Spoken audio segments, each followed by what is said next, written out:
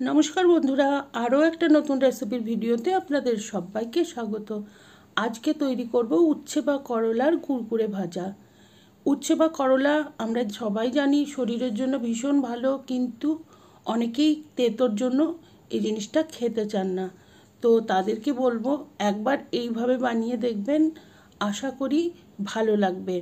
তো আসুন দেখে নিই রেসিপিটা। আমি নিয়ে নিয়েছি উচ্ছে, এগুলো একটু বেশি তেতো হয়।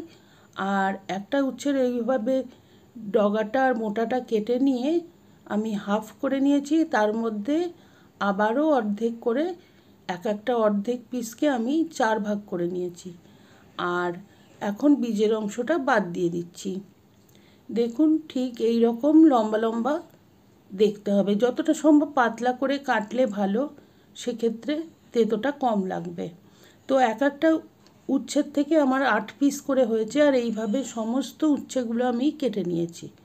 এখন সামান্য লবণ ছড়িয়ে দিচ্ছি, আর লবণটা দিয়ে ভালো করে এই পিসগুলোর সাথে মিক্স করে নিয়ে 10 থেকে 15 মিনিট আমি ঢাকনা দিয়ে এটাকে রেখে দেব।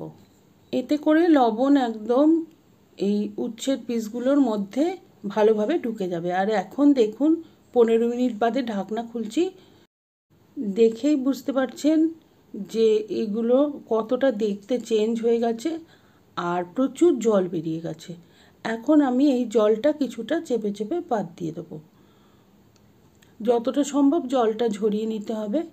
আর এই করলার বা উচ্ছের জুসটা কিন্তু লবণ আছে যদিও, কিন্তু এটা বেশিরভাগ যাদের ডায়াবেটিস থাকে, ব্লাড সুগার থাকে, তারা শুধুই খেয়ে নেন।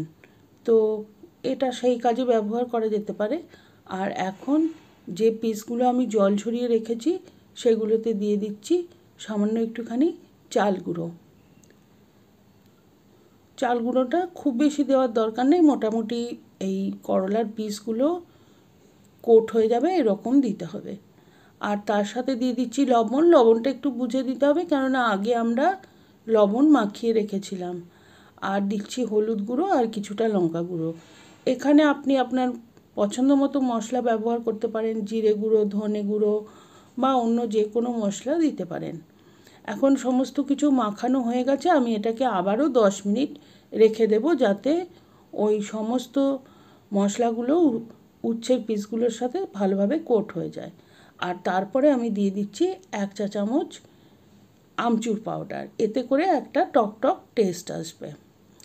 কড়াইতে গরম করতে দিয়েছি সাদা তেল, আর তেল গরম হয়ে গেলে অল্প অল্প করে উচ্ছের পিসগুলো দিয়ে মিডিয়াম টু লো হিটে খুব ভালো করে আমি এটাকে ভেজে নেব।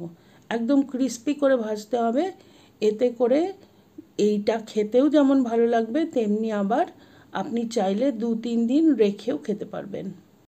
তবে এটা খেতে এতটাই ভালো হয় যে এটা বানানোর প্রায় সঙ্গে সঙ্গেই শেষ হয়ে যায়। যতগুলো কেটেছিলাম সমস্ত উচ্ছের পিসগুলো ভেজে নিয়েছি। আর এখন গরম ভাতের সাথে পরিবেশন করে দেবো। আপনারা যারা এইভাবে আগে কখনো বানিয়ে খাননি, তারা অবশ্যই একবার বানিয়ে দেখবেন। আর রেসিপির ছবি শেয়ার করবেন আমার ফেসবুক পেজে। আর রেসিপিটা অবশ্যই আশা করি আপনাদের ভালো লাগবে। তো কমেন্ট করে জানাবেন কেমন লাগলো। আর রেসিপি ভালো লাগলে please like, share and subscribe my channel.